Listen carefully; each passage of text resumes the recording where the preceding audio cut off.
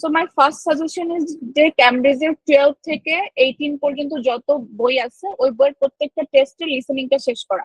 আমি বলবো যে রিডিং এর হাফ শেষ করলেই হবে, বাট লিসেনিংটা সবচেয়ে ইম্পর্টেন্ট প্র্যাকটিস করা। কারণ আপনি যত বেশি প্র্যাকটিস করবেন তত বেশি আপনি ওদের ট্রিক্স গুলো ধরতে পারবেন। কিন্তু লিসেনিং এর সবচেয়ে পজিটিভ জিনিস হচ্ছে হলো আপনার ইংলিশের নলেজ আর আপনার হচ্ছে হলো স্পিকিং ক্যাপাবিলিটি, এগুলোর কোনো কিছুই মানে মেজর কোনো টেস্ট করা লাগবে না। All you have to do is just listen to the speaker and সে কি বলতেছে। লিসেনিং এর অ্যানাদার মেজর পয়েন্ট ইজ যে মানে ওদের মার্কিং সিস্টেমের ফার্স্ট 3টা সেট খুবই ইজি। আপনি যদি ঠিক মতো মনোযোগ দিয়ে শুনেন আপনি অলমোস্ট খুব ভালো একটা স্কোর তুলতে পারবেন। 4-এ কিছুটা কমপ্লিকেশন আছে, বাট ওইটাও অতটা মেজর না। লিসেনিং এর যদি হচ্ছে লিসেনিং এর কিছুটা রুলস চেঞ্জ হয়, যদি ধরেন আপনি কম্পিউটার বেসড এক্সাম দেন তাহলে আপনার লিসেনিং এর এক্সাম হবে 40 মিনিটস, এন্ড এখানে আপনার 30 মিনিটস, এন্ড এখানে আপনাকে এক্সট্রা কোনো সময় দেওয়া হবে না। আপনি যখন লিসেনিং অডিওটা শুনবেন আপনি ওই সময় ওটা টাইপ করবেন। আপনার যদি কম্পিউটারের টাইপ স্কিল মোটামুটি লেভেলের থাকে আপনার কোনো ধরনের সমস্যা হবে না। তারা আপনাকে এক্সট্রা কোনো সময় দিবে না, জাস্ট 1 মিনিট ইন বিটুইন, সেটা হচ্ছে প্রত্যেকটা সেটের মাঝখানে যে সময় ওইটাই দেওয়া হবে। ওটা মেজর কোনো ইস্যু না। আমি এখন পর্যন্ত শুধু হচ্ছে হলো কম্পিউটার বেসড লিসেনিং এক্সামে দিছি, তো আমার কাছে মনে হচ্ছে যে টাইমিংটাতে কোনো সমস্যা না। বাট আপনি যদি খাতায় পরীক্ষায় লিসেনিং দেন তাহলে এখানে এটা একটা ইস্যু হতে পারে। এখানে ইস্যু না, ওরা হচ্ছে 30 মিনিট আপনাকে লিসেনিং দিবে, দেন 10 মিনিট আপনাকে সময় দেবে ওটা কাগজে লেখার। এটাই হচ্ছে হলো লিসেনিং এর মানে computer based and handwriting based তার ভিতরে ডিফারেন্স। আমি কখনো হ্যান্ড রাইটিংটা দেই নাই, সো আমি হচ্ছে হলো বলতে পারি না, বাট কম্পিউটার বেসড টাইমিংটা ঠিক আছে।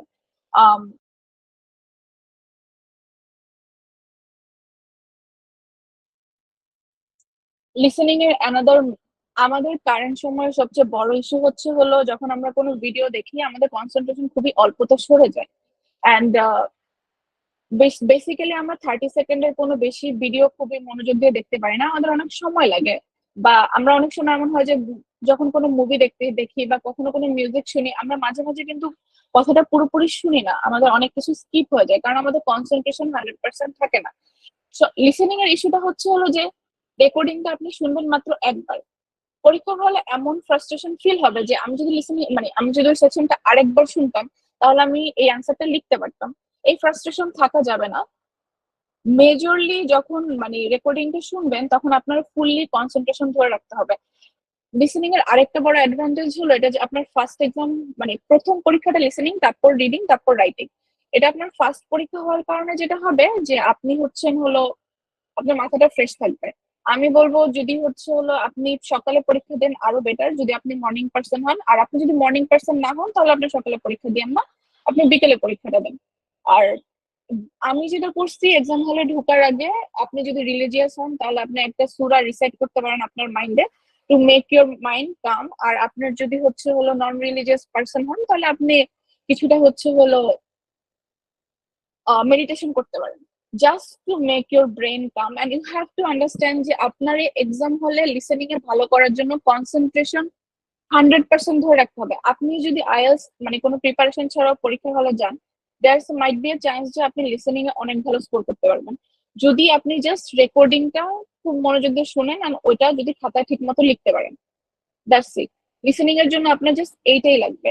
লিসেনিং এর আর কিছু যত মানুষ আপনাকে যত অ্যাডভাইসই দেখ না কেন এগুলো কিছুই মাথায় নেবেন না। সবচেয়ে বেশি ভালোভাবে চিন্তা করবেন যে আমি স্পিকার যেটা বলতেছে এটা সম্পূর্ণ মনোযোগ দিয়ে শুনতেছি। Next slide.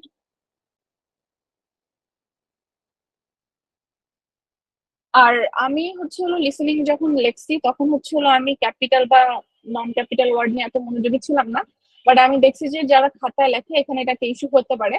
আপনি যদি ক্যাপিটাল ওয়ার্ড পিক করেন যে আপনি প্রত্যেকটা লিসেনিং এর অ্যান্সার ক্যাপিটাল ওয়ার্ডে লিখবেন তাহলে আপনার প্রত্যেকটা answer from A to 40 it's advice to use capital word. But আপনি যদি হচ্ছেন হলো স্মলার ওয়ার্ড ইউজ করেন তাহলে ওই যে নামের প্রথম অক্ষর, দেশের প্রথম অক্ষর, এটা ক্যাপিটাল ওয়ার্ড হওয়াটা বেটার। এটা আপনার উপর ডিপেন্ড করে আপনি কিভাবে কমফোর্টেবল ফিল করেন। পার্সন টু পার্সন এটা মাঝে মাঝে ভ্যারি করে। আর অনেক সময় হচ্ছে হলো যে যেটাতে আমার একটা ইস্যু হচ্ছে যখন আমি ফার্স্ট টাইম আইএলটিএস এর মক টেস্ট গুলো বাসায় বসে বসে দিছি, আমি অনেক সময় উপরে লেখাটা পড়ি নাই যে এখানে কি number of the word for each sentence or sometime it can be no more than 2 words. and sometimes it can be 2 word or a number. অনেক সময় এটা হয় যে আমরা এটা মিস করে যাই, আমরা আমাদের মনে আমরা মানে আমার ক্ষেত্রে এটা হয়েছে, প্রথম মক টেস্টে আমি এটা মিস করে গেছি যে উপরে লেখা ছিল যে no more than 2 word or like 1 word. আমি 1 ওয়ার্ডটা মিস করে গেছি, আমি ওখানে অ্যান্সার লেখার সময় অ্যাট স্টেশন লিখছি 2 word. At station is a right answer, ওখানে অ্যান্সার স্টেশন ছিল, বাট আমি অ্যাট স্টেশন লিখছি। কিন্তু অ্যাট স্টেশন লেখার কারণে যেহেতু উপরে লেখা ছিল 1 ওয়ার্ড, ওটা ক্যান্সেল হয়ে গেছে, আপনার অ্যান্সারটা রং। সো এটা অনেক ইম্পর্টেন্ট যে আপনি হচ্ছে উপরে কোশ্চেনটা ভালো মতন পড়বেন। এন্ড প্রত্যেকটা সেকশনে ওইটা চেঞ্জ হবে। প্রথম সেকশনে যখন ডাবল স্পিকার থাকবে, হতে পারে যে 1 word and or a number. যদি অ্যান্ড এ নাম্বার থাকে এটা ডিফারেন্ট, যদি অর এ নাম্বার থাকে এটা ডিফারেন্ট। আপনি যদি অ্যান্ড এ নাম্বার থাকে তাহলে আপনি লিখতে পারেন যে 5000 পিপল, বাট যদি থাকে অর এ নাম্বার তাহলে পিপল লেখার দরকার নেই, আপনি শুধু 5000 লিখলে এটাই কারেক্ট অ্যান্সার হবে। দুইটা ওয়ার্ড লিখলে এখানে আপনার পুরোটা সঠিক অ্যান্সার নষ্ট হবে। সো এটা খুবই ইম্পর্টেন্ট যে আপনি এটা পড়ে দেখছেন যে কোশ্চেনে কি বলা আছে যে more than one answer, sorry 1 word, no more than word, word sometime 3 ওয়ার্ডও থাকে, কিন্তু 3 ওয়ার্ড জিনিসটা অনেক কমপ্লিকেটেড। 3 ওয়ার্ডের কোশ্চেন গুলোতে অ্যান্সার খুবই কঠিন হয়, এটা বেসিক্যালি এখন আর আসে না, এটা হয়তো কোনো এক সময় আসতো। 3 ওয়ার্ড হলে এটা খুবই হার্ড, মানে আপনার কপাল খারাপ, আপনার লিসেনিং অনেক হার্ড পরীক্ষা পড়ছে, বা 3 ওয়ার্ড আসে না। অ্যাটলিস্ট লাস্ট 3-4 বছর আমি যতগুলো মক সলভ করছি কোথাও ছিল না, বাট বিফোর দ্যাট এটা আসতো। আমি এটা অনেক কঠিন, এটা আসলে মোটামুটি আপনার মার্কস অনেক কাটা দেবে। নেক্সট ইজ স্পেলিং, এটা খুবই ইম্পর্টেন্ট। আপনি সঠিক অ্যান্সার লিখতে পারেন কিন্তু আপনার স্পেলিং ভুল হয়েছে, ওটাতে আপনার মার্কস কাটা যাবে। এখন অনেক সময় এমন হয় যে বিকজ আমরা যারা হচ্ছে পড়ালেখা শেষ করে ফেলছি, রাইট নাও জবে আছি, তারা কিন্তু ইংলিশ ওভাবে প্র্যাকটিস করি না। আমরা হচ্ছে অনলাইনে দেখি কোন একটা জিনিস আর আমরা জিনিসপাতি লিখি, আর মোবাইল আমাদেরকে সাজেস্ট করে দেয় স্পেলিংটা, সো আমরা এখন স্পেলিং নিয়ে অতটা চিন্তিত না। সো যখন এটা হয় পরীক্ষার হলে এমন হইতে পারে যে আপনি বেসিক ইংলিশ ওয়ার্ডের স্পেলিং ভুলে গেছেন। আমার ক্ষেত্রে এটা হচ্ছে যে আমি কংগ্রেচুলেশনের স্পেলিং পরীক্ষার হলে সম্পূর্ণভাবে জোন আউট হয়ে গেছে। আমি কিছুতেই কংগ্রেচুলেশনের স্পেলিং পরীক্ষার হলে মনে করতে পারতেছিলাম না।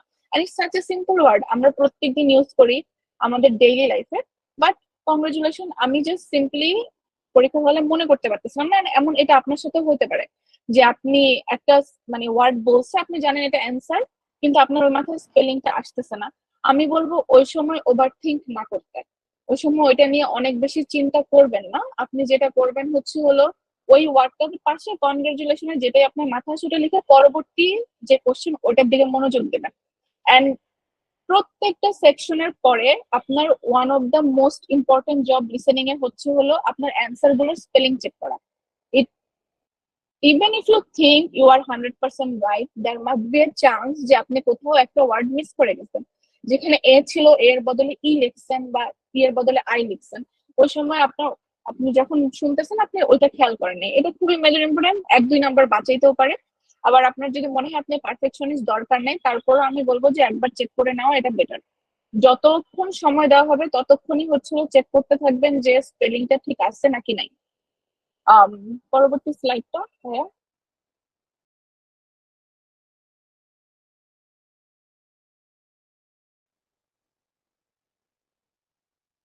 এখানে 4টা সেক্টরে হচ্ছে আপনার লিসেনিং হবে।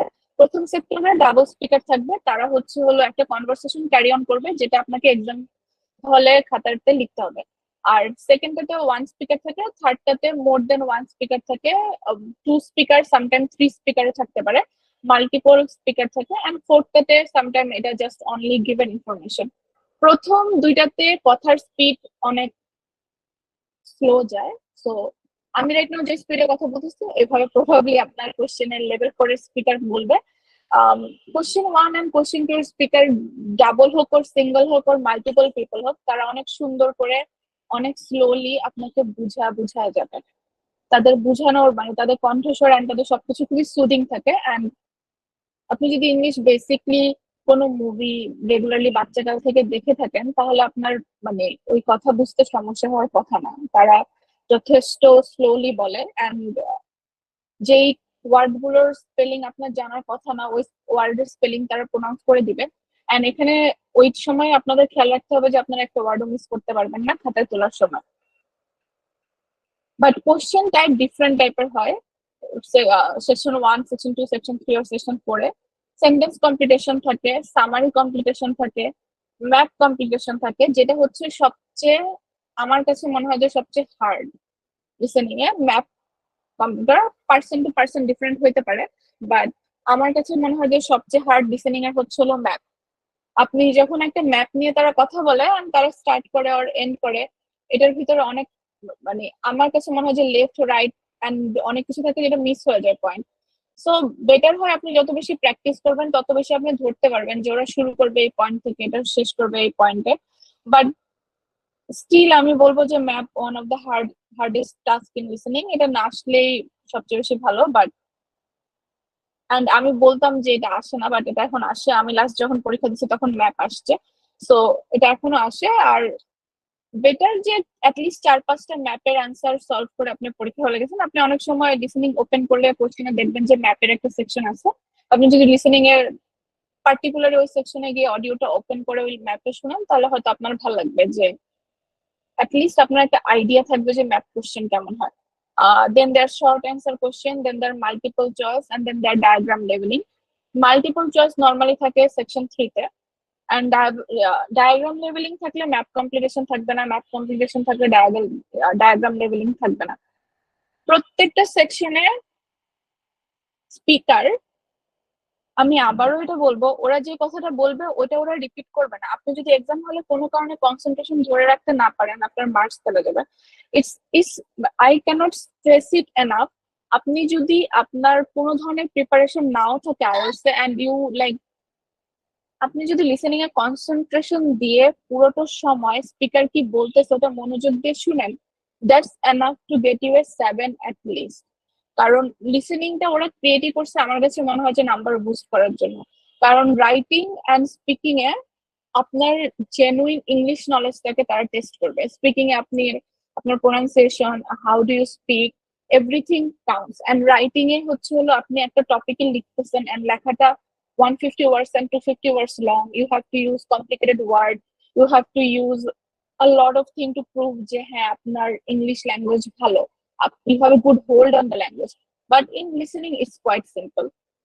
এই আপনি যদি অ্যাটলিস্ট কামব্রিজ 12 থেকে 18 পর্যন্ত সলভ করেন, আপনার লিসেনিং এ কোনো প্রবলেম হওয়ার কথা না। এন্ড আপনার যদি আমার মতো হয় যে you feel lazy, you don't want to do the model test, that's something অনেক মানুষেরই হয়, যে স্পেশালি যারা জব করে তারা চায় না যে বাসায় এসে ক্যামব্রিজের সলভ করতে। তখন যেটা বলবো সেটা হচ্ছে হলো আপনি যদি মিউজিক লাভার হন তাহলে পুরানো ওল্ড ওল্ড মিউজিক গুলো শুনবেন ইংলিশে। অ্যান্ড আপনার যদি মুভি ভালো লাগে তাহলে মুভি দেখবেন। আর আপনি যদি স্পোর্টস লাভার হন তাহলে স্পোর্টস কমেন্ট্রি যেগুলো থাকে ওইগুলো দেখবেন। ফার্স্টে দেখবেন সাবটাইটেল সহ, তারপর দেখবেন ফার্স্টে দেখবেন সাবটাইটেল ছাড়া। অ্যান্ড ট্রাই টু আন্ডারস্ট্যান্ড যে আপনি কোথায় ওদের কথা মিস করে গেছেন, তারপর দেখবেন সাবটাইটেল সহ। অ্যান্ড আপনি যদি মেকআপ লাভার হন তাহলে watch a makeup tutorial. But again English speaking কোনো কন্টেন্ট ক্রিয়েটরের makeup tutorial, watch it without subtitle if it's, and choose someone who is from Britain, so you have a understanding of accent. যদিও listening এর accent এত complicated হয় না। ফার্স্টে ভিডিওটা দেখবেন উইদাউট এনি সাবটাইটেল, তারপর ভিডিওটা দেখবেন উইথ সাবটাইটেল। তাহলে যেটা হবে যে আপনার লিসেনিং এর জিনিসটা মানে কনসেন্ট্রেশনটা আপনি বুঝতে পারবেন যে আপনি এই জিনিসটা মিস করে গেছেন, আর এই জিনিসটা মিস করে যাননি, আর আপনার এই কথাটা বুঝতে সমস্যা হচ্ছে, আর আপনার এই কথাটা বুঝতে সমস্যা হচ্ছে না। আর সবচেয়ে বেটার হচ্ছে হলো মুভি দেখা। মুভি আমরা সবাই মোরলেস দেখি, ইংলিশ কোনো মুভি বা মার্ভেলের কোনো মুভি শুরু থেকে শেষ পর্যন্ত সাবটাইটেল ছাড়া একবার দেখা, সাবটাইটেল সহ একবার দেখা, এটা খুব ভালো হেল্প করে। in my experience, it always helped me. Actually, I think I have learned English from watching movies. That's why I speak so casually. My speaking lacks academic depth. And এই জন্য যখন আপনি লিসেনিংটা আমি দিছি, আমার লিসেনিং স্কোর অনেক ভালো আসছে, but when it came to my speaking, it wasn't as good as my listening, but it was still better.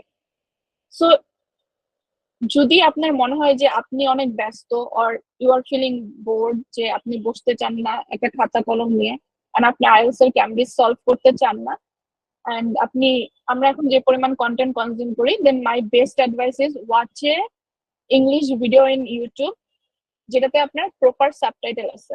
And don't worry about the contents, মানে what kind of content it, choose what you love to watch. It can be anything. It can be a randomness, like if you have children, then watch children's cartoon. Again, without subtitle first, and then with subtitle, and try to catch the part যেখানে আপনি ওয়ার্ডটা miss করে গেছেন। আপনি একটা video দেখতেছেন আর একজন কমেন্ট্রিতে কিছু লাইন বলতেছে, আর আপনি একটা মেকআপের ভিডিও দেখতেছেন আর শি ইজ সেইং সামথিং, আর লাইক আপনি একজন, মানে আমি প্রচুর ডকুমেন্টারি দেখি, আপনি একটা ডকুমেন্টারি দেখতেছেন, ডকুমেন্টারিতে অনেক কমপ্লিকেটেড ওয়ার্ড ইউজ করা হয়, so you miss something. Subtitle ছাড়া আপনি পুরোটা তারপরও দেখে যাবেন, then you go to the part যেখানে আপনি মনে হচ্ছে যে আপনার ওয়ার্ড গুলো আপনি মিস করে গেছেন, and then you put the subtitle on and try to see যে আপনি কি মিস করে গেছেন। It will help you in listening. And again, it's all about concentration. Just hold on to it. Next slide. Yeah.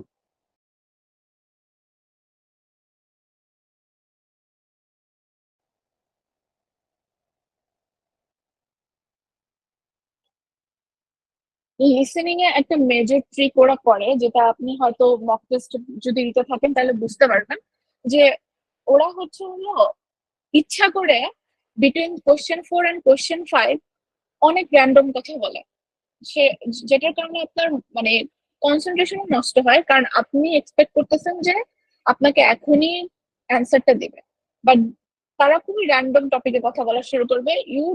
I will say don't try to understand everything, don't try to like gate into everything. আপনার main focus কিন্তু হচ্ছে হলো এটা না যে সে সব বলতেছে আপনার সব বুঝতে হবে, আপনার মেইন ফোকাস হচ্ছে হলো অ্যান্সার গুলো সঠিকভাবে পরীক্ষার খাতায় লেখা। অ্যান্ড reading and writing এ আপনি একটা ব্রেক পাবেন to think, or just randomly you can take a break in between the exam, but listening আপনি ওটা পারবেন না। for 40 minutes আপনার ফুল অন কনসেন্ট্রেশন ধরে রাখতে হবে। সো আমার যেটা হয়েছে, আমি প্রচুর মক টেস্ট সলভ করার কারণে আমি আগে থেকেই বুঝতে পারতাম যে ওরা এখন র্যান্ডম ইনফরমেশন দিবে, মানে ওরা এখনই এই কোশ্চেনের অ্যান্সারটা বলবে না। They are going to say just, ধরেন আপনার দুজন স্পিকার ফার্স্ট পার্টে কথা বলতেছে about a furniture selling, the answer first কোশ্চেনটা ছিল এরকম যে ফার্নিচার অ্যাভেলেবল আছে কোনটা, পরের কোশ্চেনটা হচ্ছে হলো যে ফার্নিচারের প্রাইস কত।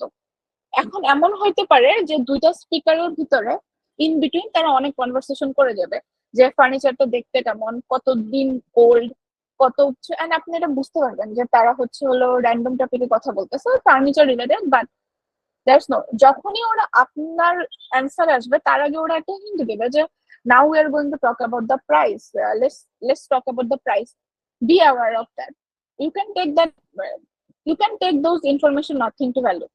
তারা যেটা বলতেছে শোনার কোনো দরকার নেই, কারণ ওইটা আপনার কোনো কাজেই আসবে না। কখনো এমন হবে না যে ওরা কোশ্চেন 4 এর এন্ড কোশ্চেন 5 এর মাঝখানে কোশ্চেন 6 এর অ্যান্সার বলতেছে। তো বি শিওর যে 6, 7, 8, 9, 10 এর যে অ্যান্সার গুলো আছে ওটা আপনাকে পরবর্তীতে দেওয়া হবে।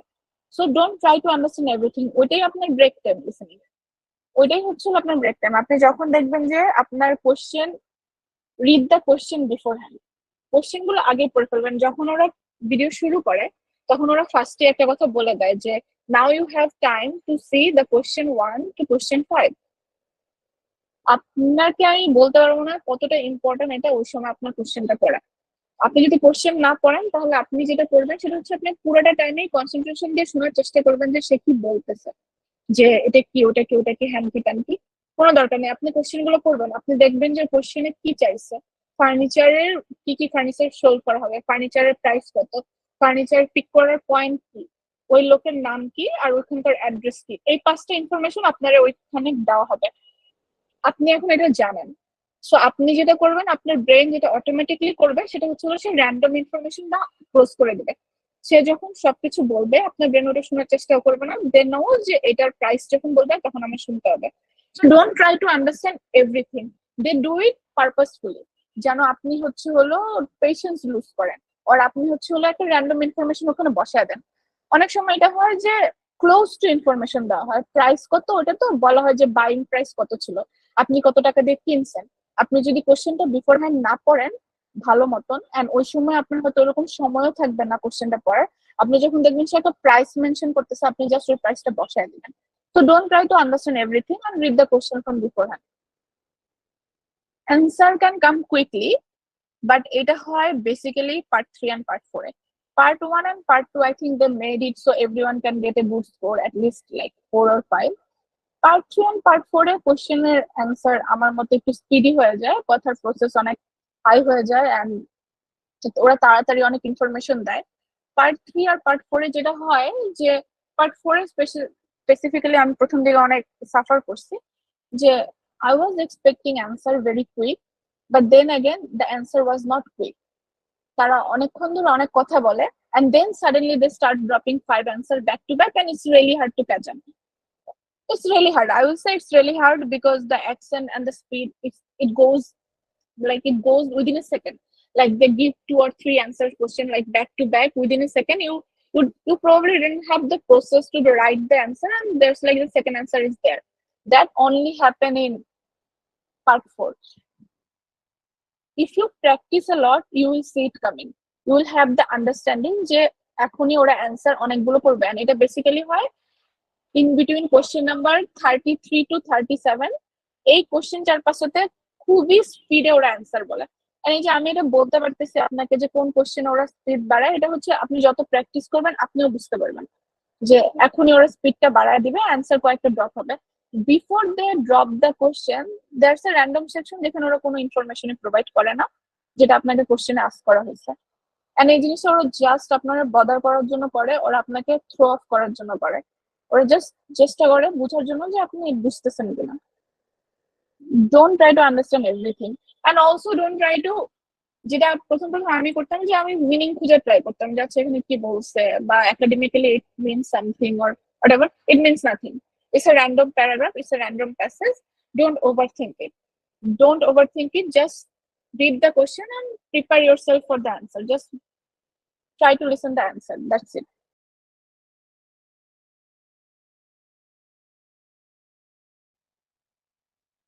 Ah, I was so confident in my listening exam that I know that my mistake, that the 2 marks that I lost, that was in this listening for plurals. And as someone who did the mistake, I cannot, I don't have any solution for it actually. I have seen some in YouTube that you should memorize some word that is always in plural, or you can go for like, but there's no particular solution that's available for me, but there will be a plurals. That's one trick that's given just to cut your marks. There will be plural number, there will be a plural, there will be 1 or 2 plural words in your exam, and it can come in any section. It can come in section 1 or section 3 or section 4, but it will always come. I have seen that. I have never given, I cannot say it for sure, but I have already did like all the mock tests from Cambridge 12 to Cambridge 18, however I got available, and I gave the listening exam twice, and both of the time I got 8.5. But the thing is, I have never done an exam where there was not a plural word. It will be there. The plural word is there. It will come, but I don't have any advice for it. I will just say listen with full concentration. Maybe then you can hear it, and that might help you. But I don't have any advice for it. But there will be plural word, and just try to listen for it. I think at the end I just got really good at concentration, so I might got it, but I feel like that the marks that got cut from exam because of my confidence, I think it's from the plural word, but there will be plural word. There's no denying of it. At least in my experience, I have never given a listen exam where there was not plural word. My advice, I don't have any good advice, but I have only one advice: just try to listen for it when they speak. Just try to listen for it. Maybe you will be able to catch it. Maybe you have certain sentences, but there's some collective words that we know that it can be plural. There's no single word. But if you have time for it, watch it on YouTube. Just search that how to get plural words in listening. There's a lot of YouTube video. Maybe watch it if you have time. Um, make it less fast, I guess. Answers sometimes change. It's it's a very big trick for us listening, that like the conversation is going like this, that where are we going to meet, and the person will say let's meet at uh, Birmingham train station. And then the next sentence you'll say, oh no, I cannot meet at Birmingham station. Maybe let's switch the place and go somewhere like in a park or something. And because you are always aware of the question, you are going to write Birmingham train station. That's something they aim for. So listen to the switch. There will be one time mostly that it happens, or two times that they will switch the answer. The answer will be switched. Like they will say something and then someone will be like, no, no, no, that's not right. Let's do it here. Or something it can be very subtle. Like, oh, let's meet at Birmingham station, which is closer to some other station. Okay, maybe it will be closer to you. Let's meet there. They sometimes will not even mention that there was a switch. It will be such a subtle switch. You have to just hear for it. And but if your concentration is okay, maybe it's okay, but answer answer switch will happen one or twice. It will happen in the listening exam, and if you do a lot of mock tests, you'll see it coming. You'll kind of see it coming because it happens when 2% talk mostly. That's the time when the answer switch, but sometimes it switch when it's only 1%. But I have seen the most switch happen in the sector 3 when 3 or 4 people have a conversation. That's the time the most time switches happen. That they will say one answer and the next line they will change the answer. They will sometimes say, okay, let me suggest you a book. And they will start with Rabindranath Tagore, like read this book, Gitanjali, which won him a Nobel Prize. And the next line they'll be like, maybe don't read the Gitanjali, it's really hard. Read something very simple. Read maybe Sharat Chandra. And that switch will be very subtle, but it will happen. Look for it. Next is conclusion. If you have any question, please ask me.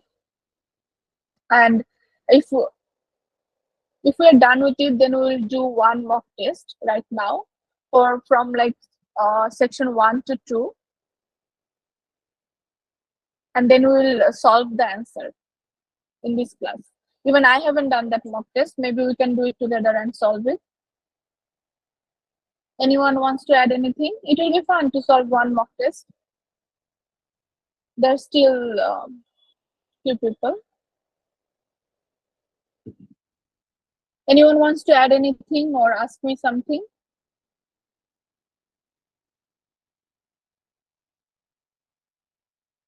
Okay, then we are switching to the mock test.